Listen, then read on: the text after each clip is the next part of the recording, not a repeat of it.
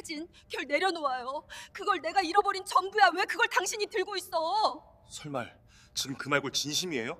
감히 회장님 차에 손을 대? 그 한마디와 동시에 주먹이 제 턱을 덮쳤습니다. 도둑놈이 어디서 수작이야? 당장 경찰에 넘긴다. 작업대 위에 놓여있던 공구들이 와르르 쏟아지며 쇳소리가 정비소 안을 찢었습니다. 저는 그 쇳소리보다 더 크게 울리는 심장 박동을 들으며 기름 묻은 콘크리트 바닥 위를 굴렀습니다. 입안에 피맛이 번졌고 옆구리가 갈라지는 것처럼 아팠습니다. 하지만 손가락만은 절대 펴지 않았습니다. 오른손 안에 사진 2장이 꼭 쥐어져 있었기 때문입니다. 2아이를 둔 가장인데 회사 사정으로 권고사직 당했습니다. 막막한 마음에 시작한 채널인데 여러분의 구독 하나가 저희 가족에게 희망이 됩니다. 구독, 좋아요, 알림 설정 꼭 부탁드려요. 한 장은 제 것이었습니다. 어디를 가든 지갑 깊숙한 곳에 넣고 다니던 모서리가 다 닳고 기름 자국까지 묻은 그 사진. 1살쯤 되어 보이는 아기가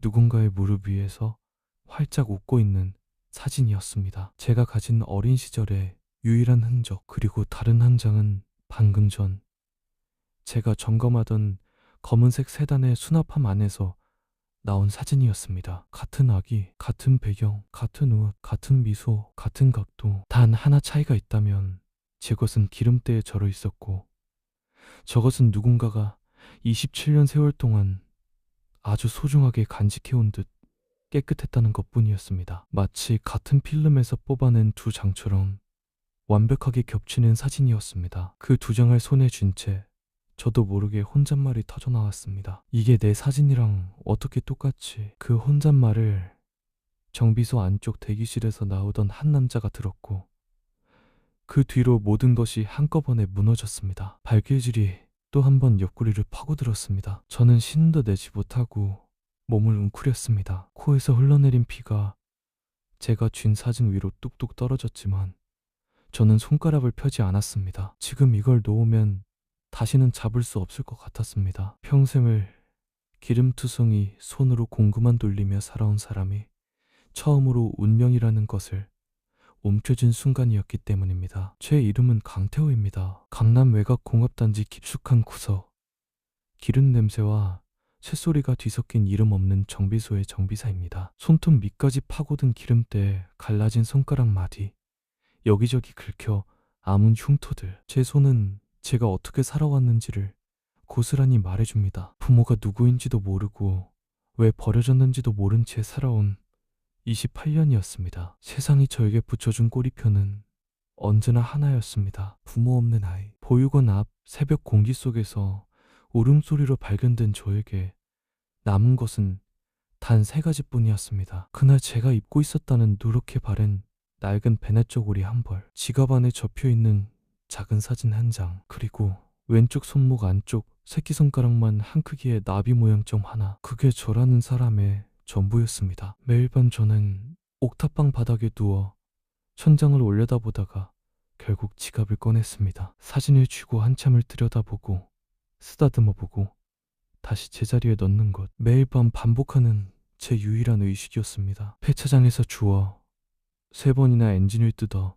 고친 낡은 오토바이로 새벽에 출근하고 컵라면으로 끼니를 때우고 밤늦게 다시 오토바이에 몸을 싣고 옥탑방으로 돌아가는 것이 제 하루의 전부였습니다. 오늘도 여느 날과 다름없었습니다. 퇴근 시간이 한참 지난 저녁, 셔터를 반쯤 내리려던 참이었습니다. 그런데 바깥에서 견인차가 경고등을 깜빡이며 정비소 앞에 멈춰섰습니다. 견인차 뒤에 실려온 것은 제가 평생 만져본 적도 없는 검은색 대형 세단이었습니다. 가로등 불빛에 번쩍이는 그 검은 광택이 눈이 부실 정도였습니다. 도어 하나 값이 제 석 달치 월급을 훌쩍 넘을 법한 차였습니다. 견인차 뒤를 따라온 택시에서 2 남자가 내렸습니다. 정장을 단정하게 차려입은 중년 남자 1명과 검은 코트를 걸친 장신의 남자 1명이었습니다. 단정한 쪽이 먼저 제게 다가와 정중하게 고개를 숙였습니다. 주행 중에 시동이 갑자기 꺼졌다고.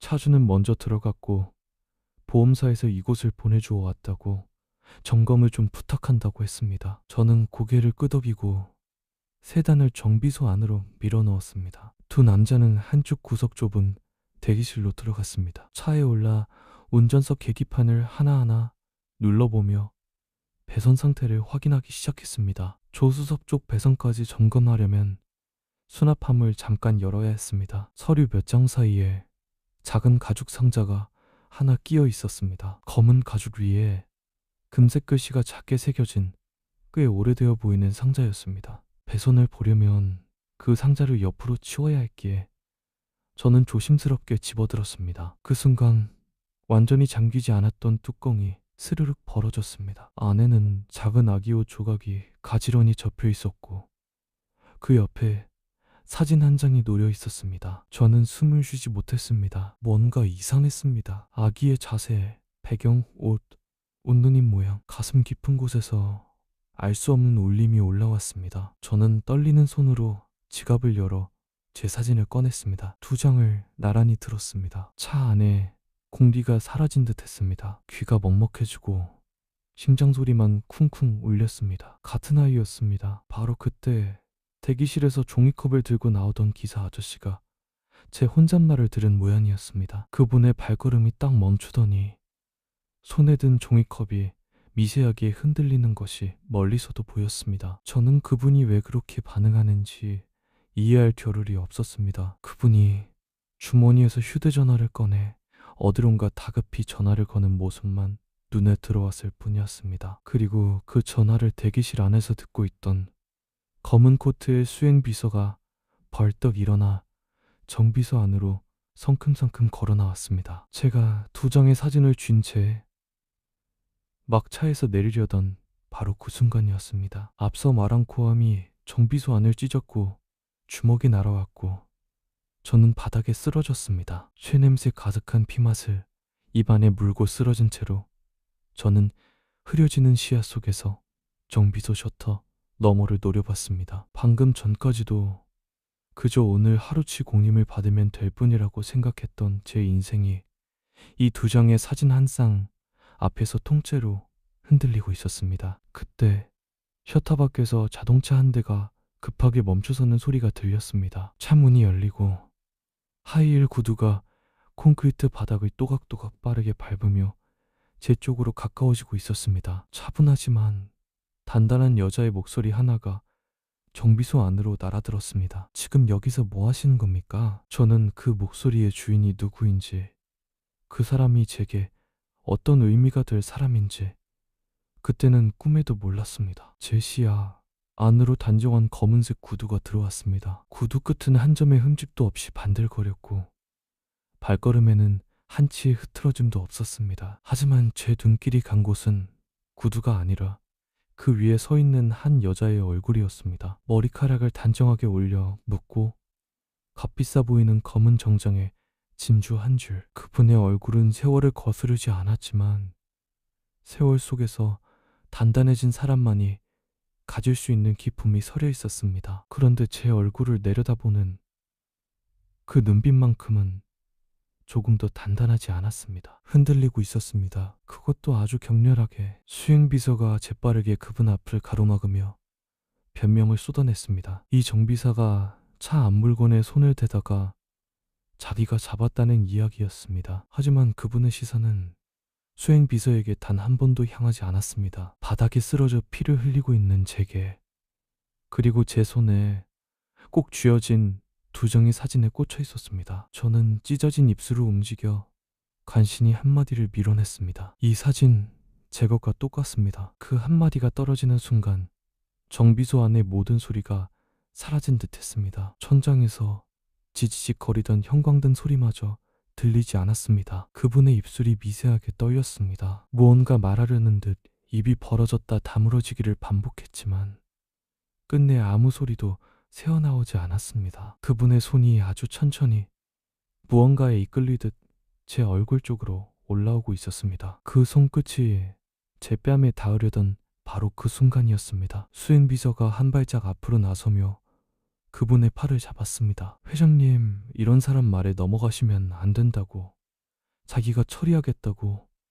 요즘 이런 사기꾼이 얼마나 많은지 모른다고 쉴 새 없이 말을 쏟아냈습니다. 그 말들이 저를 향해 비수처럼 꽂혔지만 저는 반박할 기력조차 없었습니다. 몸을 일으키려고 한 손으로 바닥을 짚으려다가 손이 미끄러졌습니다. 그러면서 찢어진 작업복 목덜미가 한쪽으로 쭉 벌어졌고 제 왼쪽 손목 안쪽이 형광등 불빛 아래 그대로 드러났습니다. 그분의 숨이 멎는 소리가 제 귓가에 들리는 듯 했습니다. 거기에 점이 있었습니다. 제가 태어날 때부터 가지고 있던 작은 나비 한 마리가 앉은 듯한 모양의 점. 그분의 다리에서 힘이 쭉 빠지는 것이 눈에 보였습니다. 그 자리에 주저앉을 뻔한 몸을 옆에 있던 그 나이든 운전기사가 재빨리 부축했습니다. 그분의 눈에서 눈물이 주르륵 흘러내렸지만 그분은 끝내 무너지지 않았습니다. 입술을 꽉 깨물고 버텼습니다. 수많은 것의 제보에 속아온 사람만이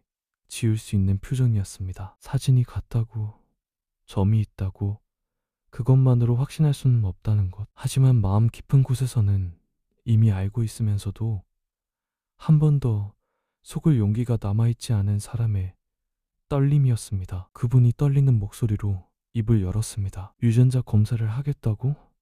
지금 당장 하겠다고. 그 말에 수행비서의 얼굴이 순간적으로 굳는 것을 저는 보았습니다. 고개를 숙이고 평정을 되찾는 듯 했지만 그 찰나의 반응을 저는 놓치지 않았습니다. 회장님, 그런 건 자기가 알아서 처리하겠다고, 이런 곳에서 이러실 필요 없다고 말리는 말투 뒤에 숨은 무언가가 있었습니다. 단순한 수행비서의 걱정이 아니었습니다. 무언가를 두려워하는 사람의 목소리였습니다. 하지만 그분은 수행비서를 똑바로 바라봤습니다. 내가 직접 할 거라고, 내 눈으로 확인하겠다고. 그 한마디에 수행비서는 더 이상 말을 잇지 못했습니다. 그때 나이든 기사분이 주머니에서 손수건을 꺼내 제 앞에 내밀었습니다. 그분의 손이 떨리고 있었습니다. 30년 넘게 험한 일을 봐왔을 법한 노인의 손이 기름 묻은 제 얼굴 앞에서 나뭇잎처럼 떨리고 있었습니다. 일단 피부터 닦으라는 한마디가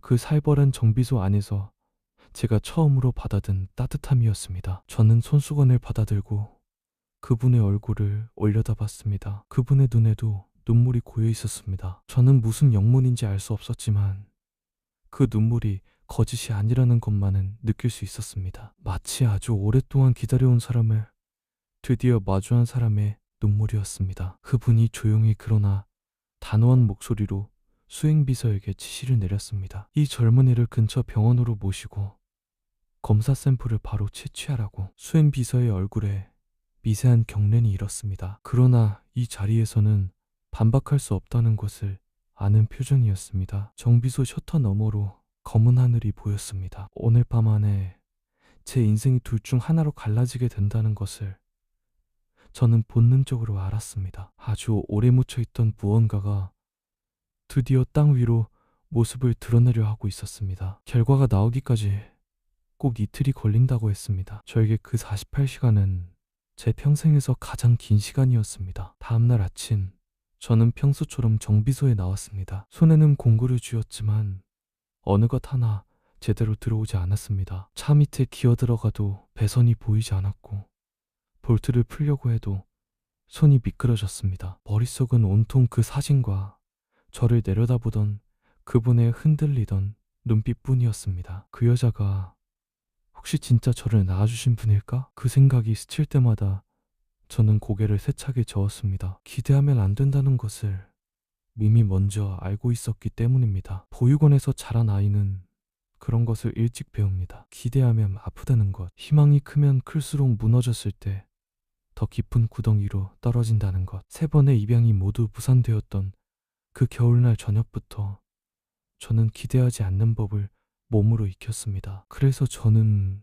차라리 아니기를 바랐습니다. 아니면 아닌 대로 지금처럼 살면 되니까. 기름때 묻히고 공구를 돌리고 컵라면을 먹고 옥탑방에서 잠들면 되니까. 그게 제가 알고 있는 유일한 세상이었습니다. 하지만 밤이 되면 모든 것이 달라졌습니다. 옥탑방 바닥에 누워 천장을 바라보다가 결국 지갑을 꺼내 그 사진을 손 위에 올려놓았습니다. 정비소에서 봤던 또 한 장의 사진이 머릿속에 자꾸 겹쳐졌습니다. 그 사진은 누군가가 27년 동안 아주 소중히 간직해온 흔적이 역력했습니다. 가죽 상자 안에 아디오 조각과 함께 고이 접혀있던 그 모습이 잊히지 않았습니다. 누군가가 나를 이렇게 오래 간직하고 있었다는 사실, 그 한 가지가 제 가슴 어딘가를 자꾸만 콕콕 찔러왔습니다. 저는 그날 밤 한숨도 자지 못한 채로 새벽을 맞았습니다. 저만 잠을 이루지 못한 것이 아니었습니다. 나중에 기사분이 지나가는 말로 들려주신 이야기지만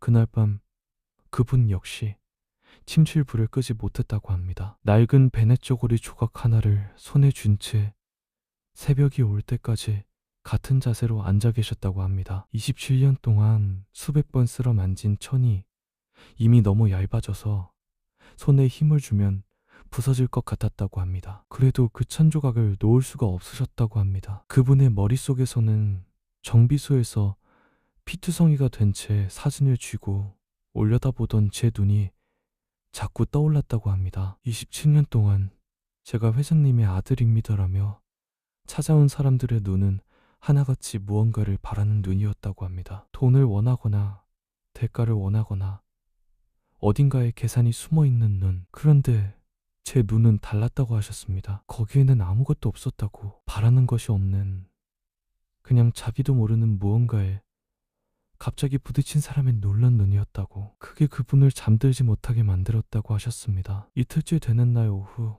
병원에서 연락이 왔습니다. 저는 정비소 한쪽 구석 낡은 플라스틱 의자에 앉아 휴대전화 화면을 바라보고 있었습니다. 모르는 번호였습니다. 한참을 망설이다가 받았습니다. 나이든 기사분의 떨리는 목소리가 수화기 너머에서 흘러나왔습니다. 태우 씨, 결과가 나왔습니다. 저는 아무 말도 할 수 없었습니다. 전화기를 쥔 손에 저절로 힘이 들어갔습니다. 숨이 막혔습니다. 그 뒤에 이어진 숫자 몇 개가 제 귀에 박혔습니다. 99.99%. 제 무릎이 꺾였습니다. 저는 정비소 바닥에 그대로 주저앉았습니다. 손에서 휴대전화가 미끄러져 콘크리트 위를 굴렀습니다. 저는 멍한 눈으로 기름 묻은 바닥을 내려다봤습니다. 28년 동안 한 번도 답을 찾지 못했던 질문이 있었습니다. 나는 왜 버려졌을까? 나를 낳은 사람은 누구일까? 그 사람은 지금 어디에 있을까? 그 질문들이 이 숫자 몇 개로 결말을 맺는 순간이었습니다. 나는 버려진 게 아니었습니다. 누군가가 나를 찾고 있었습니다. 27년 동안 저는 두 손으로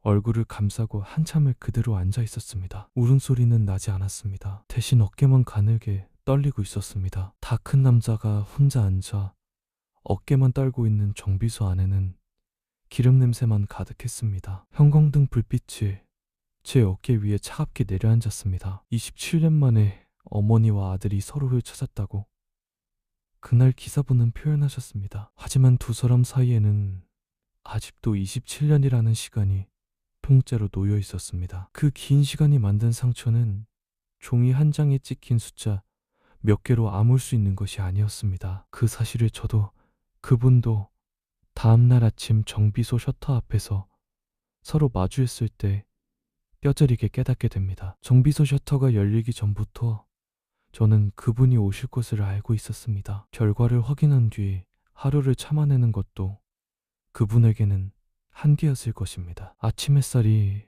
정비소 바닥에 길게 들어올 무렵 검은색 세단 한 대가 셔터 앞에 조용히 멈추는 소리가 들렸습니다. 저는 차 밑에 엎드려 일하는 척하고 있었습니다. 사실은 어제 오후부터 아무것도 손에 잡히지 않았습니다. 공구를 쥐기는 했지만 그저 쥐고만 있었을 뿐입니다. 손에 뭐라도 잡고 있지 않으면 제가 버틸 수 없을 것 같았기 때문입니다. 셔터 안으로 구두 소리가 들어왔습니다. 어제와 같은 그 또각거리는 소리였습니다. 저는 고개를 들지 않았습니다. 고개를 드는 순간 무언가가 무너질 것 같았습니다. 그분이 제 앞에 서서 조용히 입을 여셨습니다. 검사 결과 들으셨죠? 27년 전 잃어버린 제 아들이 맞다고 나왔다고 했습니다. 차분한 목소리였지만 그 안에는 하룻밤 사이에 겨우겨우 가라앉혔을 폭풍이 담겨 있었습니다. 저는 공구를 쥔 손에 힘을 주고 그대로 차 밑으로 다시 들어가려는 듯 몸을 낮추며 말했습니다. 저는 부모 없이 자랐습니다. 28년 동안요. 갑자기 나타나서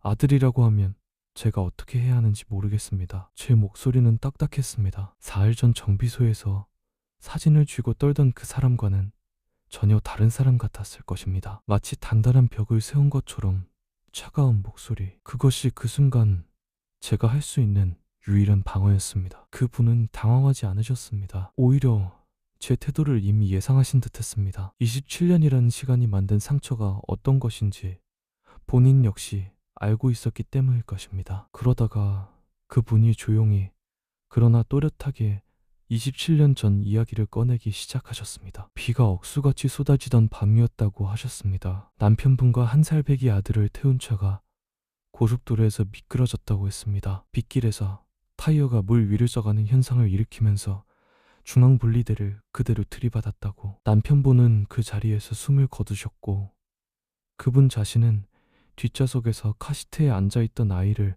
품에 끌어안은 채 의식을 잃으셨다고 했습니다. 사고 현장에 가장 먼저 도착한 사람은 남편분의 친동생이었다고 했습니다. 한길물산 부회장 서정환. 형님이 돌아가셨다는 소식을 듣고 달려왔지만 그 사람이 사고 현장에서 가장 먼저 한 일은 형수와 조카를 구하는 것이 아니었다고 합니다. 그분이 잠시 말을 멈추셨습니다. 목소리가 떨리기 시작했기 때문이었습니다. 의식을 되찾았을 때 병원이었다고 하셨습니다. 옆에 서정환이 앉아 있었다고 했습니다. 그 사람이 말하기를 아이는 사고 현장에서 이미 숨을 거두었다고 했답니다. 상처가 너무 심해서 수습할 것도 남지 않았다고. 그러면서 사망 서류를 내밀었다고 했습니다. 하지만 저는 끝까지 장례를 치르지 못했습니다. 유골도 보지 못했어요. 서정환이 자기가 다 처리했다고 했지만 저는 끝내 믿을 수가 없었습니다. 제가 마지막으로 기억하는 것은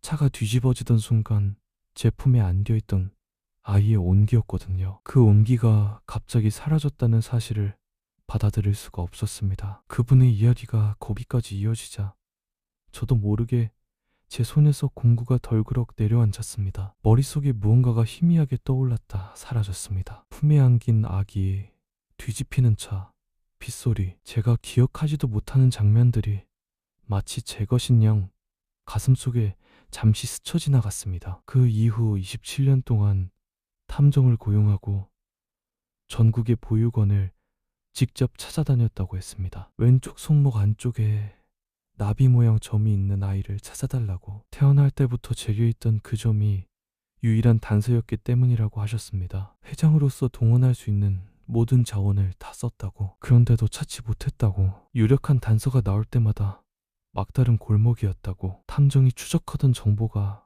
갑자기 끊기거나 가짜 제보가 쏟아져 진짜 단서가 묻혀버리거나 했다고. 경기도 어느 보육원에서 나비 모양 점이 있는 아이의 기록이 나왔는데 달려가려던 그날 새벽 그 보육원이 화재로 기록이 전부 소실됐다는 연락을 받은 적도 있다고 하셨습니다. 그때는 운이 없다고 생각했지만 지금 돌이켜보면 그건 운이 아니었다고. 누군가가 조직적으로 방해하고 있었던 것이고 그 사람이 27년 동안 자신의 곁에서 자신을 감시하고 있었던 것을 몰랐다고 하셨습니다. 어제 정비소에서 수행비서가 저를 때리는 모습을 보고 이상하다고 느끼셨다고. 수행비서가 왜 저렇게까지 하느냐 싶어서 기사분에게 조용히 부탁해 뒤를 조사했더니 그 수행비서 최용수라는 사람이 사실은 서정환의 사람이었다는 것이 드러났다고 했습니다. 27년간 그분 곁에서 수행비서로 일하면서 아들을 찾는 것을 방해해온 사람이었다고. 그 말을 듣는 내내 저는 아무 말도 할 수 없었습니다. 바닥을 내려다본 채 공구를 쥔 손에 힘만 잔뜩 들어가 손가락 마디가 하얗게 변해 있었습니다. 이윽고 제가 입을 열었을 때 그분이 기대했을 말은 나오지 않았습니다. 그래서요. 제 목소리가 차가웠습니다. 재벌이면 뭐든 할 수 있지 않습니까? 그 돈이면, 그 권력이면 저 하나 못 찾으셨습니까? 27년이나 그 한마디에 그분의 얼굴에서 피기가 싹 빠지는 것이 시야 한 구석에 들어왔습니다. 저는 멈추지 않았습니다. 방해를 받으셨다고요? 탐정을 고용하셨다고요? 근데 27년이나 못 찾으셨다고요? 저는 그 27년 동안 보육원에서 잤습니다. 부모 없는 애라고 손가락질 받으면서 자랐습니다. 15살 생일에 아무도 축하해주지 않아서 편의점 삼각김밥을 혼자 뜯으면서 울었던 밤이 있습니다. 어머니라는 분은 그동안 어디 계셨습니까? 제 목소리는 높아지지 않았습니다. 오히려 낮아졌습니다. 높은 목소리가 나오지 않았습니다. 낮고 갈라진 고함보다 더 깊은 곳에서 나오는 목소리였습니다. 눈은 충혈됐지만 눈물은 나오지 않았습니다. 울면 지는 것이라고 28년 동안 버텨온 사람이었기 때문입니다. 그분은 아무 변명도 하지 못하셨습니다. 고개를 숙이셨습니다. 할 말이 없어서가 아니었을 것입니다. 제 말이 맞았기 때문이었을 것입니다. 방해를 받았다는 것은 사실이지만 그래도 끝내 찾지 못한 것은 결국 자기 탓이라고 27년 동안 자신을 탓하며 살아오신 분이었을 테니까요. 저는 공구를 작업대 위에 내려놓으며 조용히 그러나 단호하게 말했습니다. 죄송합니다. 저는 아직 준비가 안 됐습니다. 돌아가 주십시오. 그분은 더 이상 저를 붙잡지 않으셨습니다. 지금 여기서 매달리면 이 아이가 더 멀어질 거라는 사실을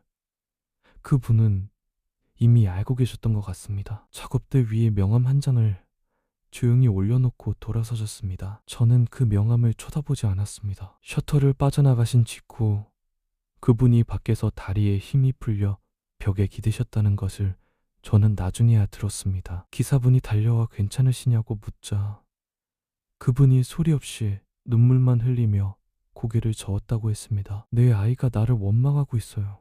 라고. 당연한 거잖아요. 27년이나 못 찾았으니. 정비소 안에서 저는 그분이 앉았던 의자를 멍하니 바라보고 있었습니다. 의자 위에 작은 명함 한 장만이 놓여 있었습니다. 쫓아나가고 싶었습니다. 어머니라고 불러보고 싶었습니다. 하지만 몸이 움직이지 않았습니다. 28년간 혼자였던 사람은 누군가에게 기대는 법을 모릅니다. 기대면 무너질 것 같았기 때문입니다. 그리고 무너지고 나서 또다시 혼자가 된다면 그때는 진짜로 일어설 수 없을 것 같았습니다. 저는 다시 공구를 집어들었습니다. 아무것도 고칠 것이 없는데도 공구를 쥐고 있었습니다. 손에 뭐라도 쥐고 있어야만 이 시간을 버틸 수 있을 것 같았습니다. 형광등 불빛 아래 혼자 남은 제 그림자가 기름 묻은 바닥 위에 길게 누워 있었습니다. 그날 이후 저는 이틀 동안 누구와도 말을 섞지 않았습니다. 정비소에 출근은 했습니다. 하지만 일이 손에 잡히지 않았습니다. 차 밑에 들어가도 공구를 들지 않았고 전화가 와도 받지 않았습니다. 보육원의 한동식 원장님이 3번이나 전화를 걸어오셨지만 저는 한 번도 받지 않았습니다. 받으면 뭐라고 답해야 할지 알 수 없었기 때문입니다. 사흘째 되는 날 저녁이었습니다. 셔터를 반쯤 내린 정비소 안에서 혼자 앉아 캔커피 하나를 만지작거리고 있었습니다. 그런데 셔터 밖에서 낡은 운동화 한 켤레가 비죽 들어왔습니다. 투박한 운동화, 무릎이 나온 구겨진 바지. 그 위에 서 있는 사람은 익숙한 얼굴이었습니다. 한동식 원장님이었습니다. 경기도 저쪽 시골 보육원에서 여기까지 오시려면 버스를 3번은 갈아타셔야 했을 것입니다. 손에는 까만 비닐봉지가 하나 들려 있었습니다. 안에 김밥 2줄과 음료수 2캔이 들어있는 것이 살짝 비쳤습니다. 이 녀석아 전화를 왜 안 받냐? 살았나 죽었나 확인이라도 해야 할 것 아니냐? 원장님이 투덜거리면서 셔터 밑으로 허리를 굽혀 들어오셨습니다. 하지만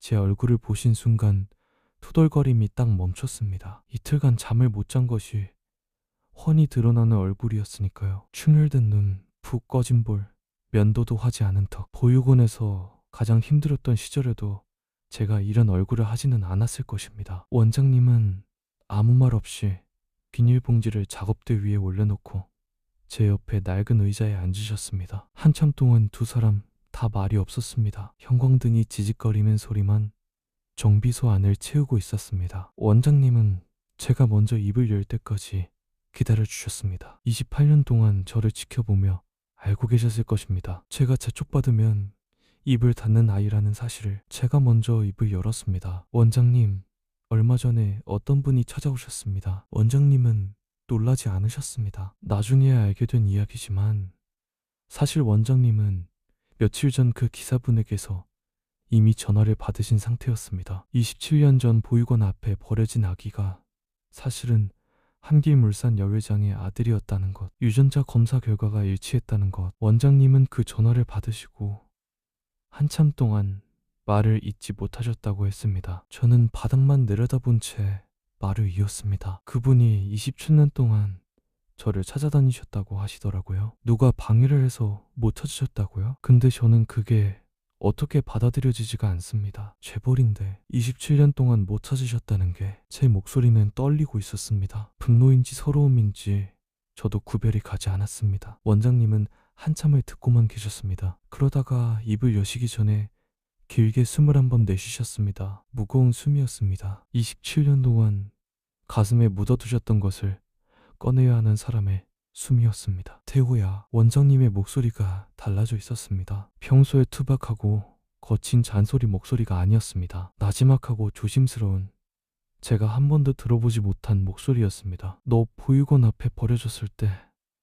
내가 널 발견한 그 새벽 기억나냐? 저는 고개를 들었습니다. 그때 내가 쌓여있던 베네 쪼고리 말이다. 거기에 피 자국이 묻어 있었어. 아기 피가 아니었다. 어른 피였어. 누군가 피를 흘리면서까지 널 꼭 감싸 안았던 거야. 제 눈이 커졌습니다. 원장님이 말을 이으셨습니다. 그게 누구 피였겠냐? 너를 버린 사람의 피가 아니야. 너를 지키려고 한 사람의 피다. 제 입술이 파르르 떨렸습니다. 말이 목구멍에 걸려 나오지 않았습니다. 머릿속에서 그분이 하셨던 말이 떠올랐습니다. 차가 뒤집어지던 순간 아이를 품에 꼭 끌어안고 있었다고. 의식이 나가면서도 놓지 않았다고. 그 이야기와 원장님의 말씀이 27년이라는 시간을 건너뛰어 딱 하나로 맞물리는 순간이었습니다. 그 피가 그분 피였구나. 제 목소리가 갈라졌습니다. 아무도 대답하지 않았지만 대답이 필요하지 않았습니다. 원장님이 눈을 내리까시며 말씀하셨습니다. 27년 동안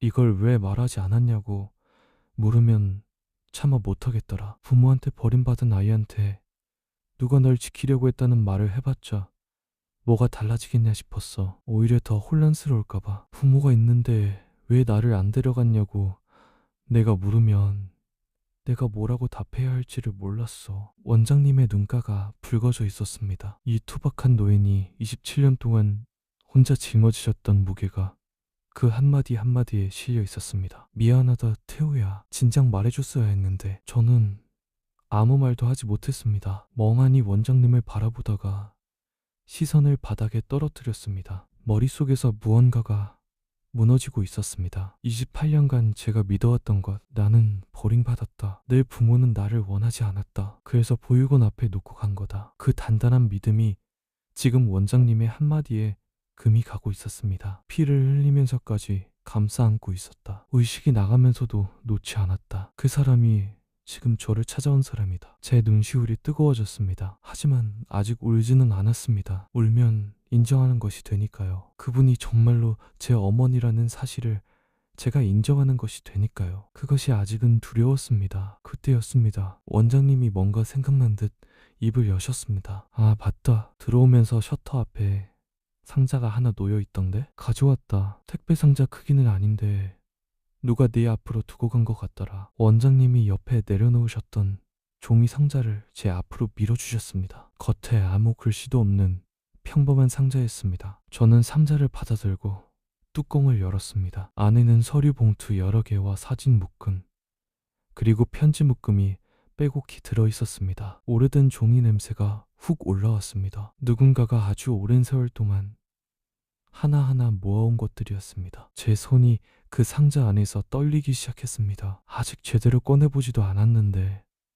가슴 깊은 곳에서 무언가가 다시 한번 크게 울리고 있었습니다. 저는 상자 안에 손을 넣어 가장 위에 놓인 서류 봉투부터 조심스럽게 꺼냈습니다. 누렇게 바른 봉투에서 오래 묵은 종이 냄새가 짙게 올라왔습니다. 첫 번째 봉투를 열자 안에서 두꺼운 탐정 보고서가 나왔습니다. 전국 보육원 방문 기록이라고 적힌 겉표지 아래 빼곡한 글씨가 쪽마다 줄지어 있었습니다. 지역별로 정리된 보육원 이름, 방문 날짜, 확인한 아이의 인적사항, 특이점, 그 모든 항목 옆에 누군가가 직접 손으로 적어넣은 메모가 붙어 있었습니다. 빨간 펜으로 그어진 밑줄, 여백에 촘촘하게 적힌 문장들, 하나도 놓치지 않으려 했던 사람의 흔적이 종이 위에 고스란히 남아 있었습니다. 가장 오래된 보고서에 날짜를 보았습니다. 26년 전이었습니다. 가장 최근 것은 불과 한 달 전이었습니다. 26년 동안 단 한 번도 끊어지지 않고 이어져 온 기록이었습니다. 제 손가락이 종이 위를 더듬다가 한 곳에서 멈췄습니다. 경기도 북부, 제가 자랐던 바로 그 보육원의 이름이 거기에 적혀 있었습니다. 방문 날짜는 제가 초등학교 6학년 무렵이었습니다. 저는 그 종이를 한참 동안 들여다봤습니다. 그날 그분이 제가 있던 건물 안으로 들어오셨을 수도 있었다는 이야기였습니다. 복도 저쪽 끝에서 저와 스쳐 지나가셨을지도 모른다는 이야기였습니다. 그런데도 우리는 서로를 알아보지 못했습니다. 보고서 옆에 놓인 사진 묶음을 펼쳤습니다. 수십 장이 훨씬 넘었습니다. 보육원 정문 앞에 서 있는 그분의 모습이 사진마다 담겨 있었습니다. 어떤 사진에서는 지금보다 머리카락이 훨씬 검었고, 어떤 사진에서는 지금보다 눈가가 더 팽팽했습니다. 어떤 사진에는 우산을 쓴 채 비를 맞으며 서 계셨고,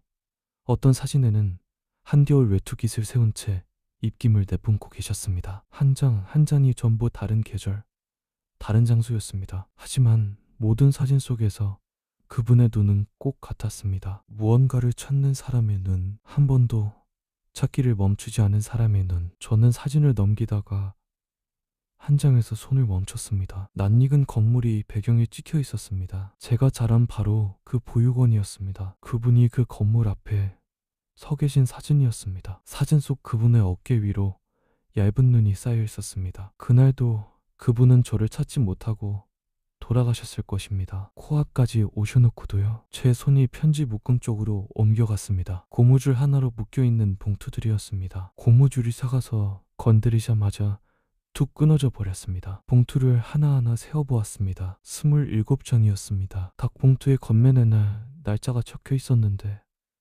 전부 같은 달, 같은 날이었습니다. 매년의 그날, 저의 생일이었습니다. 가장 오래된 봉투부터 열었습니다. 첫 번째 편지였습니다. 종이가 누렇게 바랬고 잉크색도 흐려져 있었습니다. 글씨체는 또박또박하고 단정했습니다. 오늘 네가 좋아할 것 같은 딸랑이를 샀어. 언제 전해줄 수 있을지 모르지만 엄마가 우선 가지고 있을게. 네가 오면 제일 먼저 이걸 흔들어 보여줄 거야. 저는 손가락 끝으로 그 문장을 따라갔습니다. 제 첫 번째 생일에 쓰신 편지였습니다. 다음 봉투를 열었습니다. 5번째 생일. 요즘 같은 또래 아이들이 작은 가방을 메고 유치원 가는 모습을 보면 다리에 힘이 풀려. 우리 아이도 저렇게 크고 있을까? 친구들은 있을까? 밥은 잘 먹고 있을까? 한 장, 한 장 봉투를 열 때마다 글씨체가 조금씩 달라지고 있었습니다. 처음에는 또박또박 단정하던 글씨가 해가 갈수록 점점 흔들리고 있었습니다. 어떤 편지에는 잉크가 한쪽으로 번져 있었습니다. 눈물이 떨어진 자국이었습니다. 제 손가락 끝에 그 번진 자국 위에 머물렀습니다. 10번째 생일. 이제 초등학교 4학년이 될 나이구나. 운동장에서 뛰어놀고 있을까? 책가방은 너무 무겁지 않을까? 밥은 남기지 않고 먹는 아이일까? 15번째 생일. 벌써 네가 중학생이 되었을 나이야. 거울을 볼 때마다 생각해. 네 눈이 아빠를 닮았을까? 엄마를 닮았을까? 어떤 음악을 좋아하는 아이로 자라고 있을까? 친구들 사이에서 웃고 있는 모습을 잠깐이라도 볼 수 있다면 엄마는 더 바랄 게 없겠어. 15번째 편지에서 저는 손을 멈췄습니다. 제 15번째 생일이 떠올랐기 때문이었습니다. 그날 저는 보육원 옥상에 혼자 앉아 편의점에서 사온 삼각김밥을 먹고 있었습니다. 아무도 축하해주는 사람이 없는 것이 서러웠던 것도 아니었습니다. 그저 내가 왜 이 세상에 혼자인지 그 이유를 모른다는 사실이 처음으로 명확하게 가슴에 박혔던 밤이었습니다. 저는 그날 울지 않기로 결심했습니다. 울어봤자 아무도 와주지 않으니까. 그래서 울지 않는 법을 배우기로 했습니다. 그런데 그 밤에 어디선가 한 사람이 제 생일을 위한 편지를 쓰고 있었습니다. 보육원 옥상에서 혼자 삼각김밥을 씹던 그 순간에 누군가가 제 나이를 세고 제 얼굴을 상상하고 제 손에 들려있을 가방의 무게를 걱정하고 있었습니다. 저는 떨리는 손으로 다음 편지를 열었습니다. 20번째 생일. 엄마를 원망해도 좋아. 정말 원망해도 괜찮아. 그래도 제발 살아만 있어다오. 어디에 있든 뭘 하든 건강하게만 자라고 있다면 그걸로 충분해. 21번째, 22번째, 23번째 편지가 이어졌습니다. 글씨는 점점 더 떨리고 있었습니다. 잉크가 번진 자리가 더 많아졌습니다. 저는 편지 한 장을 읽을 때마다 숨이 점점 더 거칠어지는 것을 느꼈습니다. 가슴 안쪽에 무언가 단단한 것이 천천히 무너지고 있었습니다. 그리고 마지막 봉투를 열었습니다. 가장 최근에 쓰인 편지였습니다. 27번째 생일. 올해도 편지를 쓴다. 손이 떨려서 글씨가 잘 써지지 않는구나. 이제는 살아있다는 것만으로도 감사해. 어디에 있든 뭘 하고 있든 밥만 먹고 다녔으면 좋겠어. 엄마가 미워도 괜찮으니까 제발 건강하기만 해. 엄마가 바라는 건 그 하나야. 저는 그 편지를 다 읽지 못했습니다. 아니, 더 읽을 수가 없었습니다. 글자가 흐려져서 보이지 않았습니다. 제 눈에서 뜨거운 것이 뚝뚝 떨어지고 있었기 때문이었습니다. 저는 편지 묶음을 가슴에 끌어안았습니다. 정비소의 기름 묻은 콘크리트 바닥 위에 그대로 주저앉았습니다. 소리는 나지 않았습니다. 어깨만 들썩였습니다. 28년 동안 울지 않겠다고 버텨온 사람이 처음으로 무너지고 있었습니다. 버린 것이 아니었습니다. 단 하루도 포기한 적이 없는 사람이 있었습니다. 매년 제 생일마다 편지를 쓰고 전해줄 수 없는 선물을 사다 놓고 혼자 눈물을 흘리며 저를 기다려온 사람이 있었습니다. 옆에서 한동식 원장님이 아무 말 없이 제 등을 투박한 손으로 토닥여 주셨습니다. 28년 동안 제 아버지 노릇을 해오신 그 손이 지금 제 등 위에서 떨리고 있었습니다. 원장님의 눈에서도 소리 없이 눈물이 흘러내리고 있었습니다. 한참이 지나서야 저는 고개를 들었습니다. 작업대 위에 놓여있는 명함 한 장이 제 눈에 들어왔습니다. 4일 전 그분이 놓고 가신 그 명함이었습니다. 그때는 쳐다보지도 않았던 그 명함을 저는 떨리는 손으로 천천히 집어들었습니다. 명함 위에 적힌 전화번호가 흐릿한 시야 너머로 보였습니다. 저는 그 번호를 한참 동안 바라보기만 했습니다. 어머니라고 부를 준비가 아직은 되어 있지 않았지만 적어도 만나러 갈 준비는 된 것 같았습니다. 제가 마음을 열자 그분은 저를 한길물산 이사회에서 정식으로 소개하기로 결정하셨습니다. 이사회는 일주일 뒤 본사 대회 의장에서 열리기로 예정되어 있었습니다. 회사 임원 전원과 주요 주주들이 참석하는 자리였습니다. 그분은 그 자리에서 저를 당신의 아들로 공식 발표할 계획이었습니다. 저는 솔직히 모든 것이 너무 빨라 어지러웠습니다. 기름때 묻은 작업복을 입고 살던 사람이 어느 날 갑자기 재벌가의 아들로 소개된다는 사실이 도무지 실감이 나지 않았습니다. 하지만 저는 그분의 뜻을 따르기로 했습니다. 이사회 공식 발표를 통해 제 존재가 드러나는 것이 앞으로의 안전을 위해서도 필요하다고 기사분이 조용히 설명해 주셨기 때문이었습니다. 일단 세상이 알려지면 음지에서 무슨 일을 꾸미던 사람들도 함부로 움직일 수 없게 된다는 말씀이셨습니다. 하지만 세상에는 그 발표를 반기지 않는 사람이 있었습니다. 나중에 제가 전부 듣게 된 이야기지만 그 무렵 한딜물산 부회장 서정환의 사무실에서는 묵직한 공기가 감돌고 있었다고 합니다. 서정환은 책상 앞에 앉아 한참 동안 움직이지 않았다고 합니다. 손에 들린 보고서에는 유전자 검사 결과와 이사회 일정이 간략히 정리되어 있었다고 합니다. 읽고 또 읽었지만 글씨가 눈에 들어오지 않는 표정이었다고 합니다. 손가락 끝이 미세하게 떨리고 있었습니다. 두려움이었습니다. 평생 형의 그늘 아래에서 두 번째 자리에 있다가 형이 세상을 떠난 뒤에야 겨우 손에 넣은 그 부회장이라는 자리. 27년 동안 쌓아 올린 모든 것이 무너지기 직전이었습니다. 27년 전 빗길 사고 현장에서 어린 조카를 빼돌려 낯선 보육원 앞에 내려놓고 떠났던 일. 형수에게 아이가 죽었다는 위조 서류를 건넸던 일. 형수의 수행비서로 자기 사람을 심어서 27년 동안 수습을 방해했던 일. 그 모든 것이 한꺼번에 드러나기 직전이었습니다. 그때 사무실 문이 열렸다고 합니다. 들어온 사람은 수행비서 최용수였습니다. 그분 곁에서 내쫓긴 뒤 서정환에게 매달리고 있던 최용수의 얼굴은 반쯤 무너져 있었다고 합니다. 정비소에서 저를 폭행한 일, 27년간 수색을 방해한 일, 수사가 시작되면 자신도 끝장이라는 것을 그는 누구보다 잘 알고 있었습니다. 두 사람의 이해관계는 하나로 정확히 맞아떨어졌습니다. 그분과 제가 이사회에 서는 순간 두 사람 모두 끝입니다. 서정환이 낮은 목소리로 한마디를 던졌다고 합니다. 27년 전이랑 똑같이 하면 된다고, 사고로 처리하면 아무도 모른다고. 최용수는 대답 대신 고개를 끄덕였다고 합니다. 이사회 당일 새벽이었습니다. 해가 뜨기 한참 전 저택 지하 주차장은 어둡고 조용했습니다. 최용수는 오랫동안 수행비서로 일하며 익혀둔 경비 교대 시간과 비상구 위치를 이용해 누구에게도 들키지 않고 주차장에 들어갔다고 합니다. 그분이 타시는 검은색 세단의 차체 밑으로 기어들어가 브레이크 라인을 교묘하게 건드려 놓았습니다. 완전히 끊지는 않았다고 합니다. 처음에는 멀쩡하게 작동하다가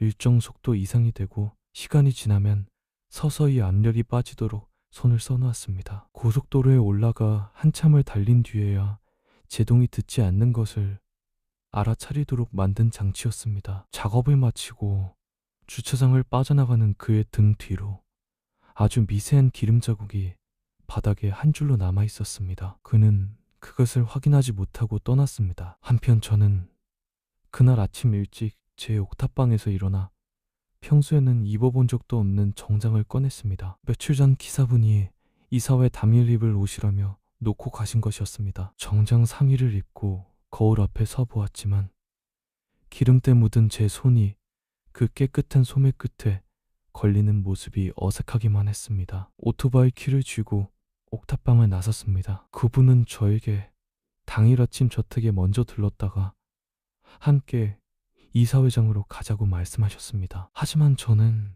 제 낡은 오토바이를 타고 따로 출발해서 나중에 합류하겠다고 고집을 부렸습니다. 평생 제발이 되어준 그 오토바이를 인생에서 가장 중요한 이날에도 제 곁에 두고 싶었기 때문이었습니다. 그분은 잠시 망설이시다가 결국 제 뜻을 존중해 주셨습니다. 제가 저택 지하 주차장에 도착했을 때 그분의 세단은 이미 출발한 뒤였습니다. 늦어도 30분 전쯤이었을 것입니다. 저는 오토바이를 세우고 헬멧을 벗으며 천천히 주변을 둘러보았습니다. 그 순간 발밑 콘크리트 바닥 위에 무언가가 제 시야에 들어왔습니다. 바닥에 길게 이어진 기름 자국이었습니다. 평범한 사람이었다면 그냥 지나쳤을 것입니다. 주차장 바닥에 기름이 한 줄기 떨어져 있는 것쯤이야 어느 주차장에서나 볼 수 있는 흔한 풍경이니까요. 하지만 저는 정비사였습니다. 매일 차 밑에 기어들어가 각종 오일과 부품을 만지며 살아온 사람이었습니다. 엔진 오일, 미션 오일, 냉각수, 브레이크 오일, 색깔과 점도와 냄새만 봐도 어떤 오일인지 구별할 수 있었습니다. 저는 그 자국 앞에 무릎을 꿇고 손가락으로 살짝 찍어보았습니다. 손끝에 묻은 액체의 느낌, 투명한 듯 살짝 노르스름한 색, 브레이크 오일이었습니다. 제 눈빛이 달라졌습니다. 저는 자국을 따라 고개를 숙이고 천천히 걸었습니다. 자국은 그분의 세단이 주차되어 있던 자리까지 이어져 있었습니다. 그 자리 끝에 작은 부품 조각 하나가 떨어져 있었습니다. 저는 그 조각을 집어들었습니다. 브레이크 라인의 일부였습니다. 잘린 면을 자세히 살펴보았습니다. 자연 마모가 아니었습니다. 절대로 깔끔하고 매끄러운 단면, 공구로 일부러 잘라낸 흔적이었습니다. 정비사 생활을 해오는 동안 이런 단면은 한 번도 본 적이 없었습니다. 자연적으로 닳거나 끊어진 라인은 결코 이렇게 깨끗하게 잘리지 않습니다. 제 얼굴에서 피가 빠지는 느낌이 들었습니다. 머릿속에 단 한 가지 생각만 남았습니다. 그분이 지금 고속도로 위에 계십니다. 브레이크가 언제 듣지 않게 될지 모르는 차 안에 저는 부품 조각을 주머니에 넣고 오토바이에 올라탔습니다. 폐차장에서 주워 3번이나 엔진을 뜯어 고친 그 낡은 오토바이, 시동을 걸자 거친 배기음이 지하 주차장 전체로 울렸습니다. 제 손이 떨렸지만 두려움 때문이 아니었습니다. 27년 만에 겨우 찾은 사람을 다시 잃을 수는 없었기 때문이었습니다. 오토바이가 주차장을 튀어나갔습니다. 이번에는 제가 그분을 지키러 갈 차례였습니다. 도심의 아침 도로는 이미 차로 가득했습니다. 저는 차와 차 사이를 좁은 공간을 비집으며 달렸습니다. 신호가 빨간색으로 바뀌어도 속도를 줄이지 않았습니다. 지금 이 순간 저 앞 어디에서 그분이 제동이 듣지 않는 차를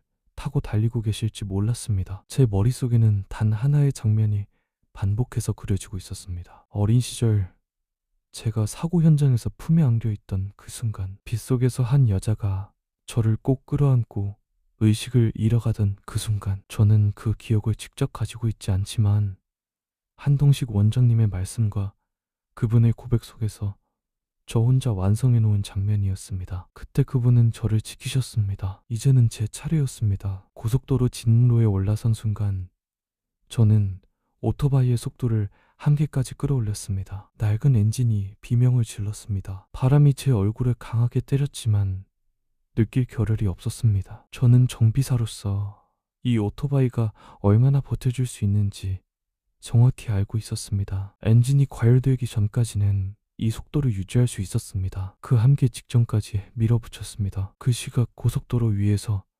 기사분은 이상함을 느끼기 시작하고 있었습니다. 브레이크 페달을 밟는데 반응이 점점 느려지고 있었던 것입니다. 처음에는 착각인가 싶었다고 합니다. 두 번째 밟았을 때도 감각이 이상했다고 했습니다. 세 번째 밟았을 때 확신으로 바뀌었습니다. 페달이 바닥까지 그대로 쑥 들어갔던 것입니다. 그때 마침 내리막 구간이었습니다. 페달을 끝까지 밟아도 아무 반응이 없었습니다. 기사분은 30년 경력의 베테랑이었습니다. 하지만 이런 상황은 단 한 번도 겪어본 적이 없다고 하셨습니다. 얼굴이 하얗게 질리는 것이 스스로도 느껴졌다고 합니다. 회장님, 브레이크가 듣지 않습니다. 그분은 뒷좌석에서 서류를 보고 계시다가 천천히 고개를 드셨습니다. 30년간 함께해온 기사의 목소리에서 단 한 번도 들어본 적 없는 공포가 묻어나왔기 때문이었습니다. 그분은 앞좌석 등받이를 잡으셨습니다. 손가락 마디가 하얗게 변할 만큼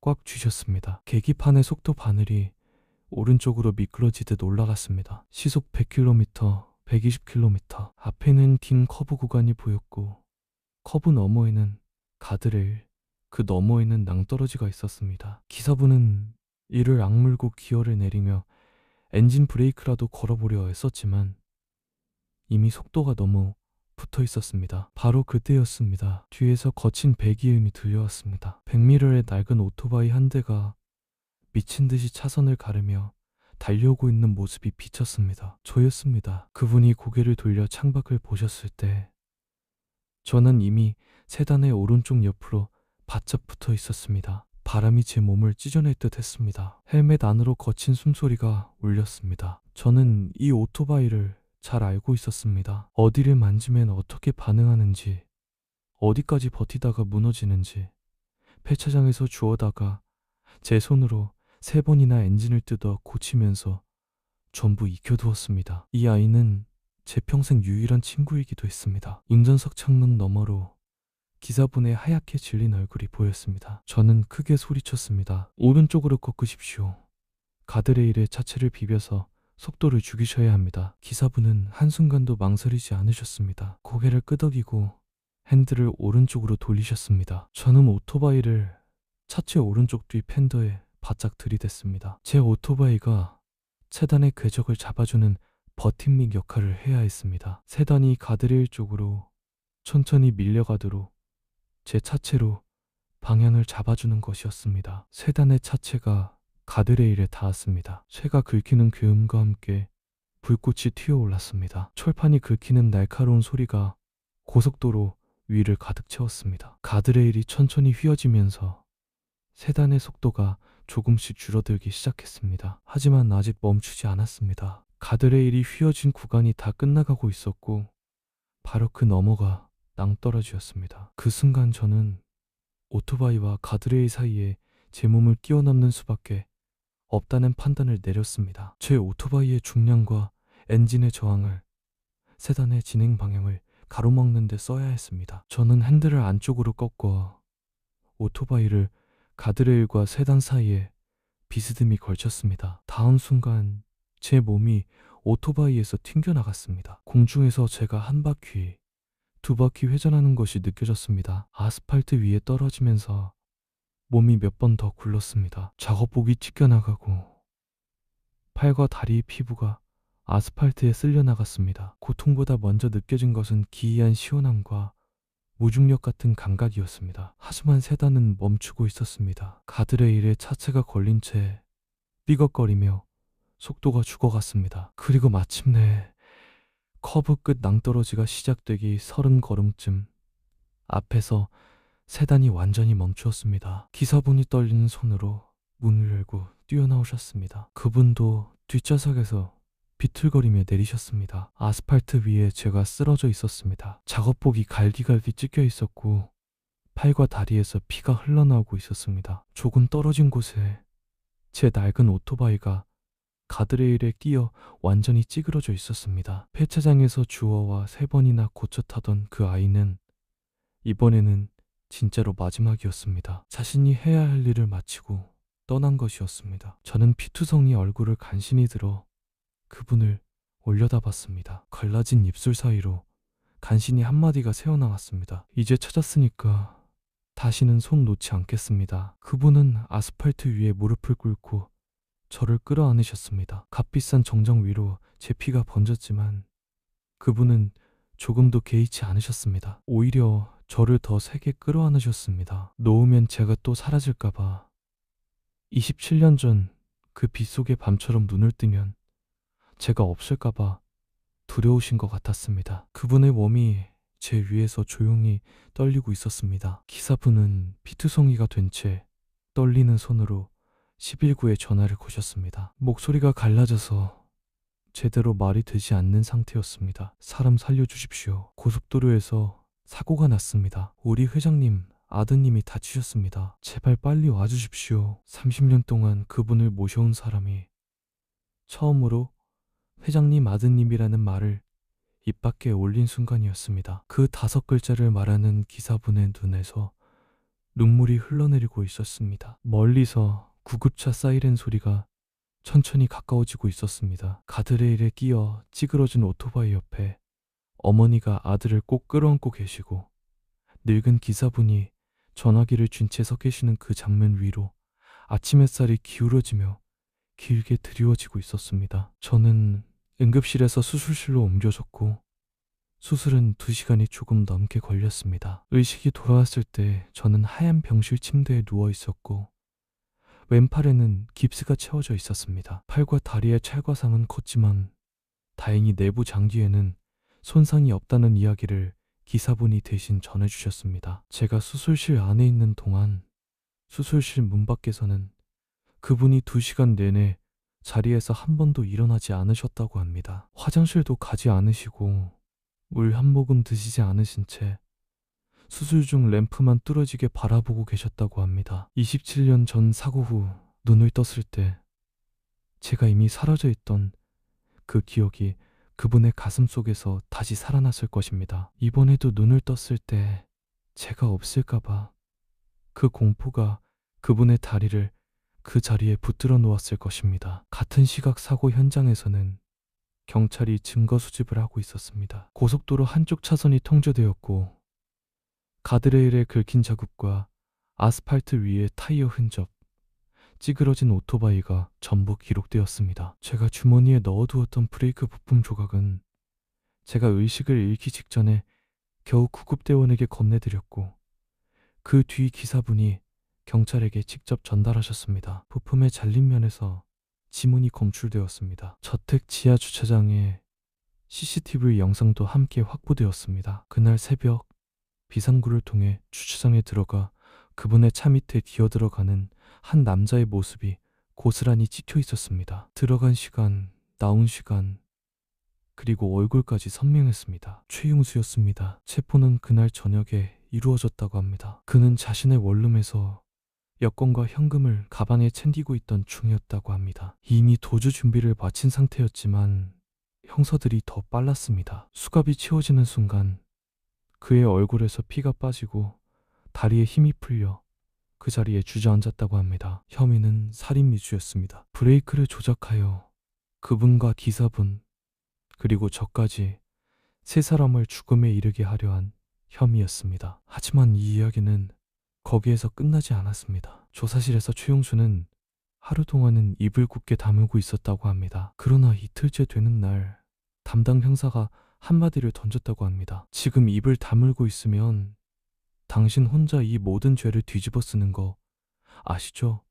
시킨 사람이 있다면 지금 말하는 것이 본인에게 유리합니다. 최용수의 눈빛이 흔들렸습니다. 서정환의 얼굴이 그의 머릿속에 떠올랐을 것입니다. 자신이 수갑을 차고 조사실에 앉아 있는 동안 서정환은 부회장 사무실에서 아무 일 없다는 듯이 앉아 있을 것이라는 생각이 들었을 것입니다. 그 사람은 언제나 그랬습니다. 시킬 때는 자기 사람이라고 부르고 일이 터지면 모르는 사람이 되는 인간이었습니다. 27년간 충성한 대가가 결국 혼자 뒤집어 쓰는 것이라는 사실을 그는 직감했을 것입니다. 그의 이가 갈렸습니다. 저 혼자 한 일이 아닙니다. 그 한마디가 터져나오자 나머지 이야기는 물이 터진 것처럼 쏟아졌다고 합니다. 브레이크 조작을 지시한 사람이 서정환이라는 것. 27년 전 교통사고 현장에서 어린 조카를 빼돌려 낯선 보육원 앞에 버린 것도 서정환이라는 것. 이유는 단 하나였습니다. 형이 세상을 떠난 뒤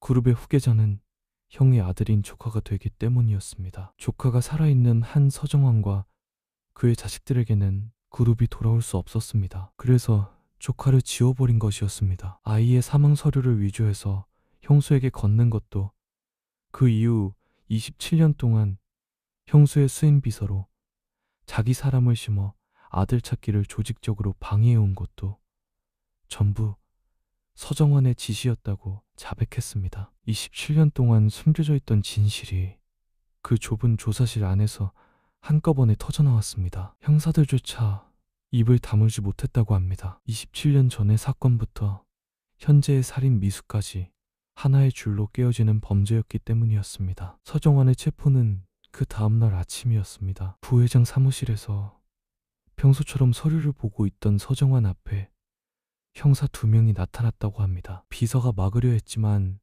형사가 영장을 들이밀자 비서의 손이 멈췄습니다. 서정환은 놀라지 않았다고 합니다. 오히려 체념한 사람의 표정이었다고 했습니다. 안경을 벗어 천천히 책상 위에 내려놓고 자리에서 일어났다고 합니다. 27년 동안 언젠가는 올 거라고 생각했던 순간이 마침내 온 것뿐이라는 듯한 몸짓이었습니다. 수갑이 채워졌습니다. 형사들에게 양팔을 잡힌 채 복도를 걸어나가는 그의 뒷모습을 본 직원들의 증언에 따르면 뭐라 말할 수 없는 쓸쓸함이 그 뒷모습에서 풍겼다고 합니다. 복도 양쪽에 늘어선 직원들이 고개를 돌렸지만 아무도 말을 걸지 않았습니다. 엘리베이터 앞에서 그가 잠깐 멈춰섰다고 합니다. 고개를 살짝 돌려 뒤를 한번 바라보았다고 했습니다. 부회장 사무실 문이 아직 열려 있었고 그 안쪽 벽에 형의 사진이 걸려 있는 것이 보였습니다. 그의 입에서 누구에게도 들리지 않을 만큼 작은 목소리 하나가 새어나왔다고 합니다. 형은 나한테 한 번도 동생이라고 불러준 적 없어. 그 한마디 속에 담긴 것은 변명이 아니었습니다. 27년간 가슴속에 묻어두었던 쓸쓸함이었습니다. 형에게 평생 인정받지 못했던 한 남자가 만든 가장 잘못된 길의 끝이 그 한 문장에 전부 담겨 있었습니다. 물론 그는 용서받을 수 없는 악인이었습니다. 한 살배기 조카를 보육원 앞에 버리고 형수를 27년 동안 속이고 끝내는 죽이려고까지 한 사람이었습니다. 그가 저지른 일은 어떤 이유로도 변명이 되지 않았습니다. 하지만 그 마지막 한마디는 듣는 사람의 가슴을 복잡하게 만들었습니다. 누군가에게 그저 인정받고 싶었을 뿐인 사람이 가장 비뚤어진 방법을 선택한 것이었기 때문입니다. 그 선택의 대가는 온전히 그가 치러야 할 몫이었습니다. 엘리베이터 문이 닫혔습니다. 서정환의 모습이 사라졌습니다. 27년 동안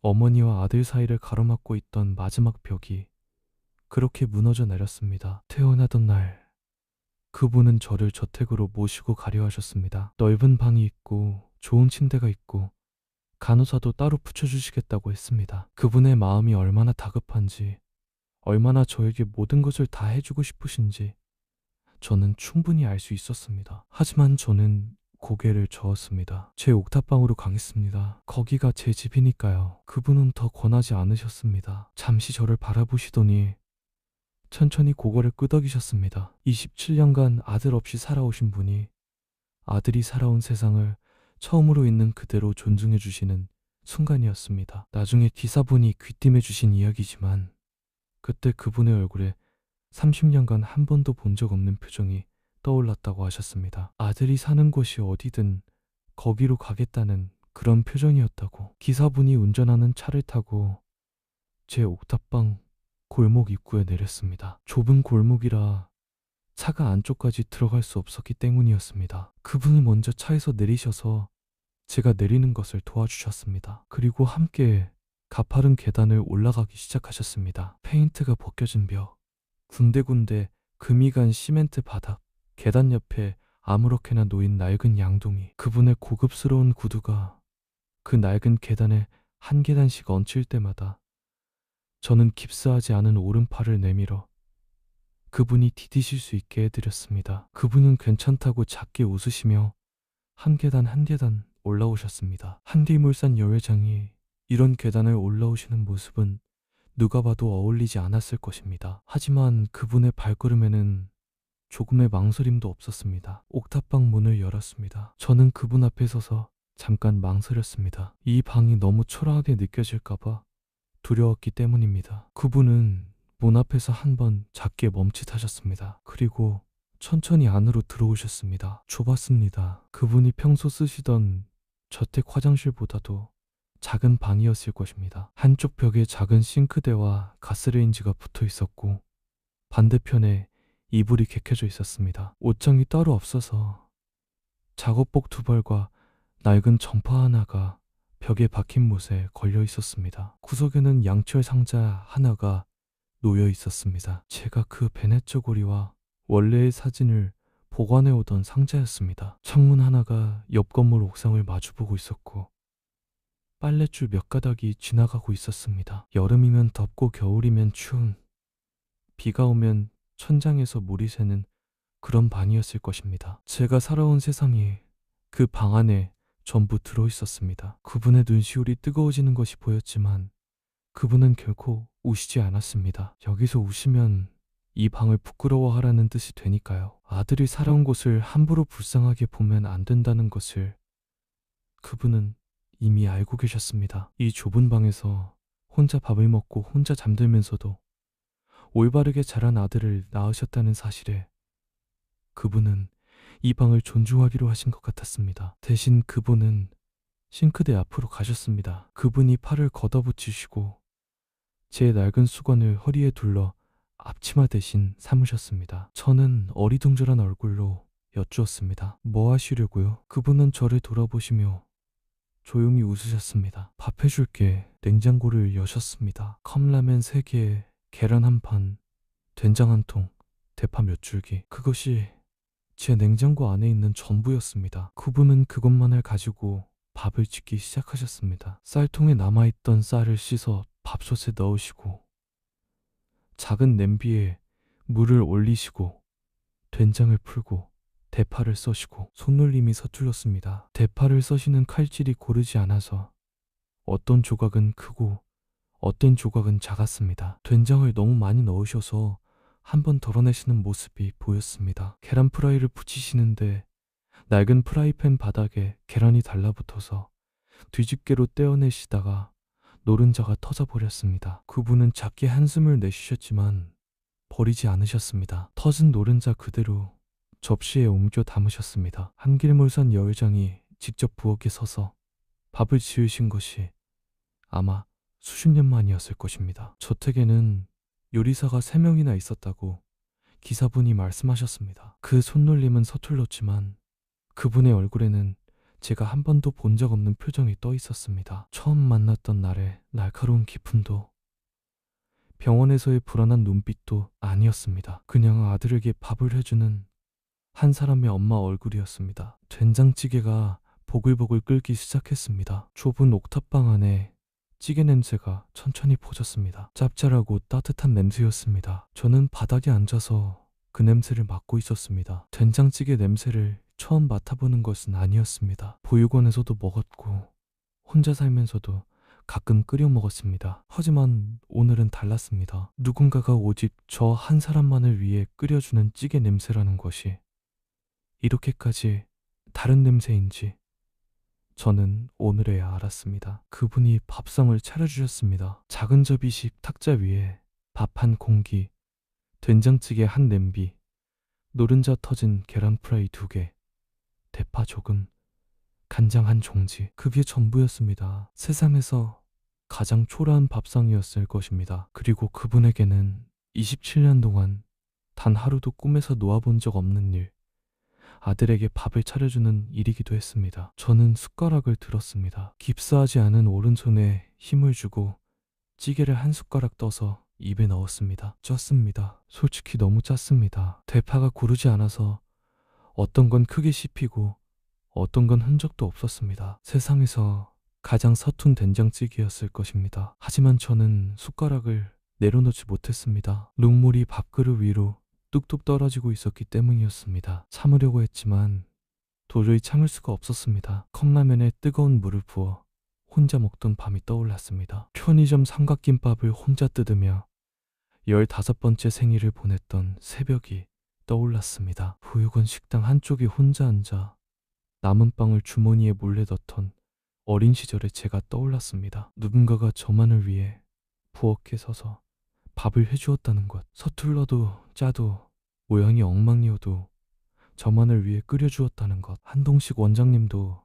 28년 동안 저에게 밥을 해주셨습니다. 그 밥은 아버지의 밥이었습니다. 엄마가 해준 밥은 오늘이 처음이었습니다. 그분이 제 기름 묻은 거친 손을 조용히 잡아주셨습니다. 작업대에서 공구를 쥐느라 굳은 살이 박이고 갈라진 손이었습니다. 그분은 그 손을 천천히 쓸어내리며 조용히 말씀하셨습니다. 올바르게 자라주어서 고마워요. 저는 고개를 숙인 채 눈물을 닦지 않았습니다. 닦을 필요가 없었습니다. 엄마 앞에서는 울어도 되는 것이니까요. 28년 만에 저는 그 사실을 처음으로 알았습니다. 그분이 제 뒤쪽 구석에 놓여있던 양철 상자를 여셨습니다. 그 안에서 오래된 베네 저고리 한 조각을 꺼내시고 무릎 위에 놓고 천천히 쓸어내리셨습니다. 27년 전 이 저고리를 입고 있던 아기가 지금 그분 앞에 앉아 서툰 된장찌개를 먹으며 울고 있었습니다. 기름 묻은 손으로 숟가락을 쥐고서 말입니다. 그분도 눈물을 흘리고 계셨습니다. 하지만 그 얼굴에는 분명한 미소가 있었습니다. 옥탑방 문 밖 좁은 계단 맨 윗칸에 두 사람이 나란히 앉아 있었습니다. 한동식 원장님과 기사 임재근 씨였습니다. 한동식 원장님은 제가 태어나는 날도 경기도에서 버스를 3번 갈아타고 올라오셨습니다. 제가 밥은 제대로 먹는지 걱정이 되어 도저히 가만히 있을 수가 없으셨다고 했습니다. 두 분은 계단 위에서 편의점 음료캔을 하나씩 들고 아무 말 없이 나란히 앉아 계셨습니다. 안쪽에서 소리가 들려왔습니다. 제가 훌쩍이는 소리, 그분이 괜찮다고 말씀하시는 소리, 그리고 숟가락이 그릇에 부딪히는 소리. 27년 만에 모자가 처음으로 함께 밥을 먹는 소리였습니다. 한동식 원장님이 소매로 눈가를 훔치셨다고 합니다. 28년 동안 저에게 밥을 해주신 건 그분이셨습니다. 그런데 지금 저 좁은 옥탑방 안에서 우는 소리를 들으니 당신이 해주신 밥으로는 끝내 채울 수 없었던 것이 있었다는 사실을 느끼셨다고 합니다. 서운한 마음이 아니었다고 하셨습니다. 그냥 다행스러운 마음이었다고. 이제 그 빈자리가 채워지고 있으니까 그게 다행이었다고. 임재근 기사분이 음료캔을 한 모금 드시며 툭 던지셨습니다. 원장님 우시네요. 한동식 원장님이 코를 훌쩍이시며 고개를 돌리셨습니다. 안 온다 이 사람아. 눈에 뭐가 들어갔을 뿐이야. 임재근 기사분도 반대쪽으로 고개를 돌리셨습니다. 기사분의 눈가도 젖어 있었지만 아무도 그 모습을 보지 못했습니다. 오늘 아침 회장님께 저택 대신 옥탑방으로 가겠다고 말씀드렸을 때요. 기사분이 나지막하게 말씀하셨다고 합니다. 회장님이 바로 그러자고 하시더라고요. 한마디 반대도 없이. 30년이 모셨는데 그런 표정은 처음 봤습니다. 아들이 사는 곳이 어디든 거기로 가시겠다는 표정이었어요. 한동식 원장님이 하늘을 올려다보셨습니다. 옥탑방 너머로 노을이 천천히 번지고 있었습니다. 하루가 끝나가는 하늘이 주황빛으로 물들어 있었습니다. 기사분이 덧붙이셨습니다. 저택으로 오시라 하면 되는 건데 회장님은 그러지 않으셨어요. 이 좁은 계단을 구두 신고 올라오시면서도 한 번도 힘들다는 말씀을 안 하시더라고요. 한동식 원장님이 천천히 고개를 끄덕이셨습니다. 그 마음이 무엇인지 아실 것 같다고 하셨습니다. 27년간 아이 곁에 없었던 어머니가 할 수 있는 일은 아이가 살아온 세상을 잇는 그대로 받아들이는 것이었다고. 화려한 저택으로 데려가는 것이 아니라 이 좁은 옥탑방으로 직접 찾아오는 것, 그것이 그분이 선택하신 사랑의 방식이었다고. 옥탑방 안에서는 아직도 숟가락 소리가 들려오고 있었습니다. 제가 어머니가 차려주신 밥을 먹고 있었습니다. 세상에서 가장 짠 된장찌개를, 세상에서 가장 서툰 밥상을, 세상에서 가장 따뜻한 밥을. 좁은 옥탑방 창문 너머로 붉은 노을이 길게 번지고 있었습니다. 27년간 멈춰있던 시간이 이 작은 방 안에서 마침내 다시 흐르기 시작했습니다. 상처 입은 두 사람이 진짜 가족이 되어가는 묵직하고 따뜻한 저녁이었습니다. 세상에 끊어지지 않는 인연은 없다고 사람들은 말합니다. 하지만 포기하지 않는 마음 앞에서는 시간도 거짓도 결국 이기지 못하는 법입니다. 27년이라는 긴 시간도, 거짓으로 쌓아 올린 두꺼운 벽도, 단 한 사람의 포기하지 않는 사랑 앞에서는 결국 허물어지고 마는 법이었습니다.